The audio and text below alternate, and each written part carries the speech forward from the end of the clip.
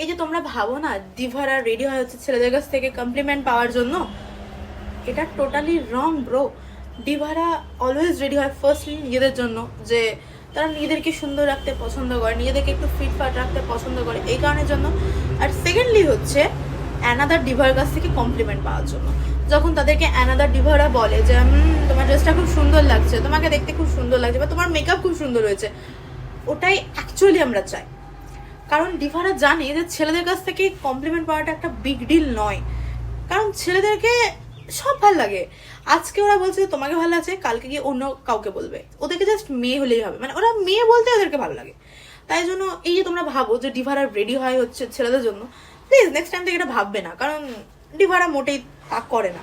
তবে হ্যাঁ, কিছু কিছু সো কল্ড ব্যাডি সাজতে যাওয়া কিছু ছাপড়ি মেয়ে জাতীয় রয়েছে, তারা হয়তো হতে পারে ছেলেদের সামনে কি করতে থাকে, তো ওদেরকে বাদ দিয়ে দাও। মানে ওরা একটা অন্য টাইপে পড়ে যায়, ওদেরকে ডিভাতে নেবে না। বাদ বাকি ডিভারা বললামই তো যে একদমই ছেলেদেরকে এন্টারটেইনিং করতে চায় না।